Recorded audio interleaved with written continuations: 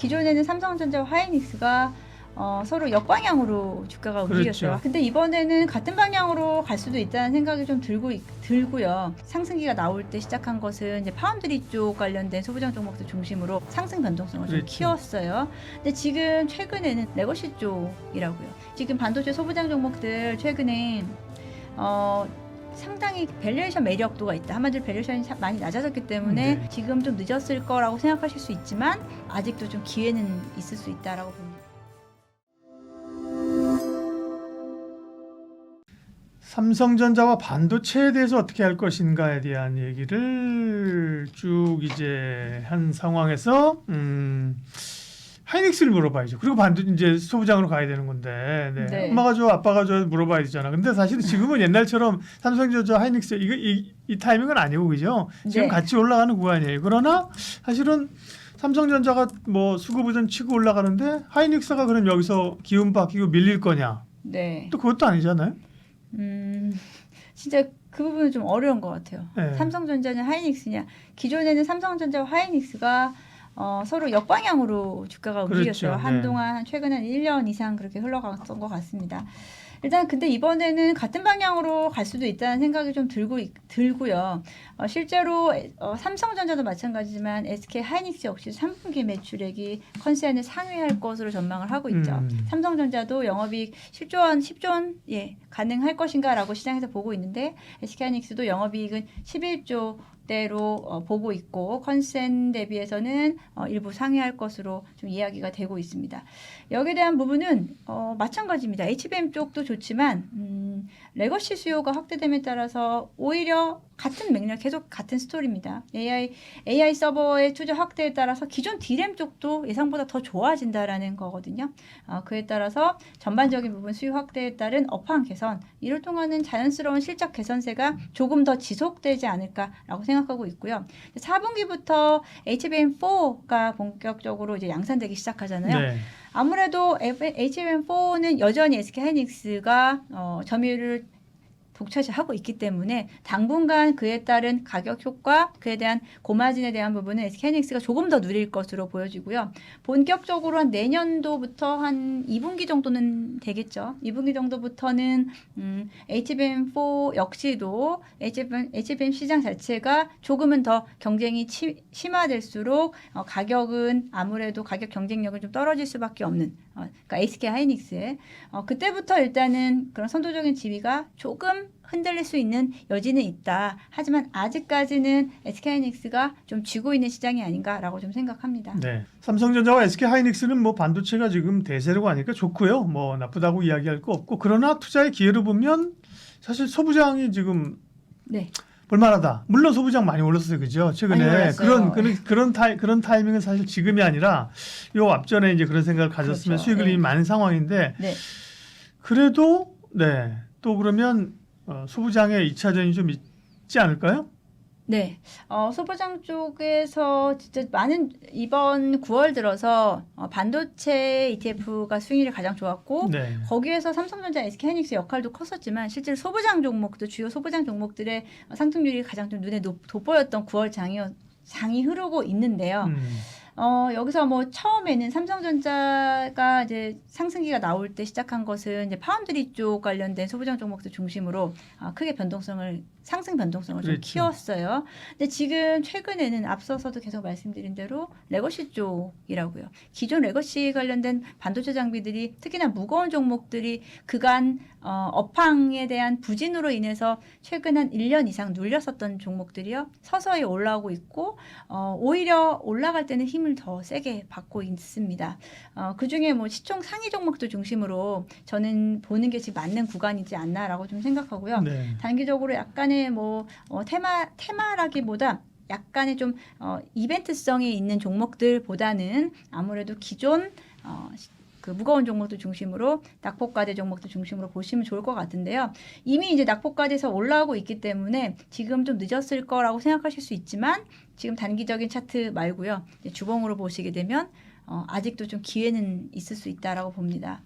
첫 번째 종목은 HPSP. 네. 말씀을 드리는데 이 종목 같은 경우에는 참 무거웠어요.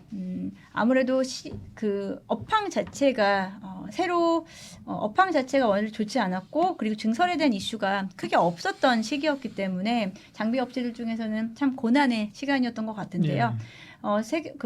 세계 최고 수준의 고압수소 어닐링 장비를 독점 공급을 하고 있고요. 국내 우리 고객사들뿐 아니고 해외 고객사들까지도 이에 따른 고객 다각화가 이루어지고 있는 시점입니다.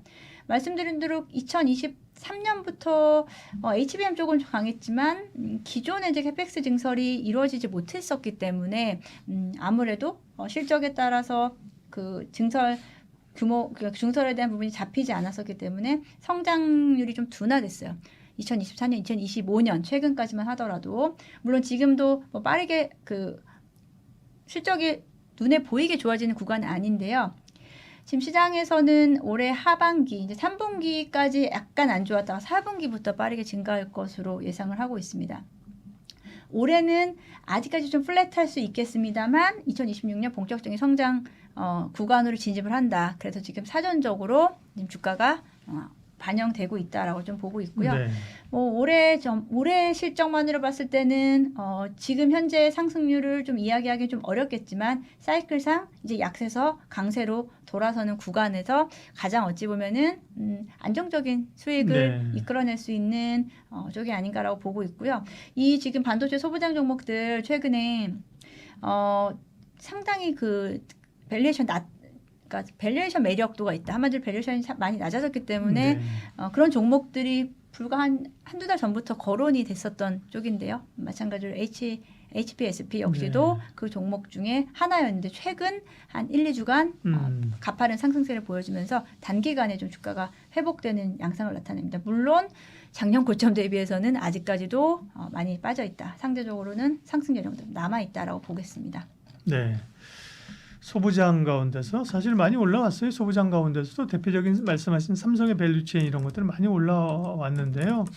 그 가운데 좀 이제 뭐 들어올랐거나 주목을 받는 기업 이제 장비 업체 가운데 HPSP였고요. 네. 소부장이니까 소에서 하나, 부에서 하나, 장에서 하나 했으니까 그 다음에 또 좀 볼만한 종목. 네, 그렇게 말씀하시니까 꼭 그렇게 안 해도 돼요. 예. 네, 꼭 그렇게 안 해도 돼요. 예. 네. 그 다음 종목도 마찬가지로 좀 다소 무거웠는데요. 업황에 민감하게 반응했었던 종목입니다. 네. 파크 시스템즈. 파크 시스템즈. 네, 파크 시스템즈도 이거는 뭐 부품 장비 뭐 부품으로 봐야 되나? 장비는 아니잖아. 장비인가요? 장비 쪽으로 봐야겠죠. 네. 소재는 아니고 그죠? 네, 이게 소재는 검사 네, 현미경으로 하는 원자현미경. 거잖아요. 네. 장비로 봐야겠네요. 네. 마찬가지로 그 원자현미경 쪽에서의 독보적인 기술력을 가지고 있고 독점 생산 중인 기업입니다. 네. 마찬가지로 업황 자체가 꺾이면 뭐 따로 갈 수 있는 영역이 사실 크진 않았다는 거죠. 한마디로 포트폴리오가 다소 좀 단일화됐다는 게 단점이자 또 이렇게 네. 업황이 좋아지면 장점이 될 수 있는 거죠. 그렇죠. 예. 그래서 이번에도 뭐 HBM 시장은 좋았습니다만 기존 반도체 업황 자체는 좋지 않았기 때문에 네. 마찬가지로 HPSP와 비슷한 주가 흐름 형태를 가지고 있었는데요. 내용 면에서는 거의 비슷하다고 보시면 될 것 같아요. 그리고 이제 파운드리 쪽에서의 본격 경쟁이 심화되는 구간이다라는 점에서 원자현미경에 대한 수요는 늘어날 수 있고 공정의 미세화 트렌드가 지속적으로 나타나는 과정이기 때문에 구조적 성장이 좀 예. 가능하다라고 좀 볼 수 있겠습니다. 그 제품도 최근에는 좀 다변화되고 전공정, 후공정까지 사업 영역을 좀 확대하는 포트폴리오를 좀 확대하는 구간으로 가져가기 때문에 올해 매출액 같은 경우에는 일단 뭐 전년 대비해서는 꽤 괜찮은 호실적을 보여줄 것으로 생각이 되고요.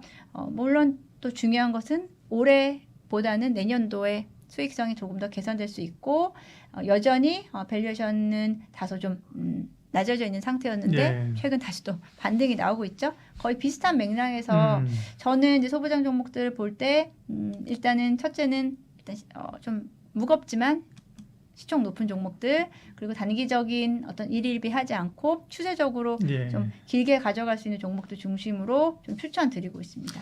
파크 시스템들은 오른 게 없네요. 최근에는 그죠? 네, 그렇게 괜찮은 기업인데 네. 주목받으면 또 탄력받으면 갈 수 있죠. 파크 시스템, 예, 전자현미경, 네, 네. 원자협이죠. 원자협이요? 예. 네. 네. 그 놀이동산을 운영하는 시스템 업체 아닙니다. 파크 시스템즈는 네, 그죠? 너무 네. 하십니다. 파크 시스템즈. 이제 네. 너무 안 그러려고 그런지 웬만하면 박사님한테 이런 말씀 안 드리는데. 네, 죄송합니다. 네. 아니, 딱 기억이 되잖아 그러면.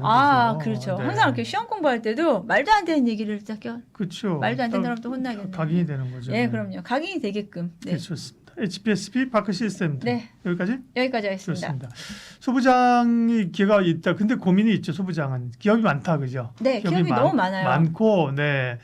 거기서 또 오를 때 뭐 사실 오래 기었어요. 그러다가 오르면서 순간적으로 오르고 그죠? 예. 그런 것 때문에 좀 어려운 건데요. 그래서 소부장 가운데 몇 개를 삼성전자 하이닉스야 뭐 말할 거 없잖아요. 눈에 그죠? 잘 보이니까 예, 삼성전자 맞아요. 하이닉스는 사실 워낙에 좀 뉴스화 많이 맞아요. 되고 눈에 잘 보여서 음. 흐름들을 바로 파악하시는데 소부장 쪽은 음. 종목도 너무 많고요. 맞아요.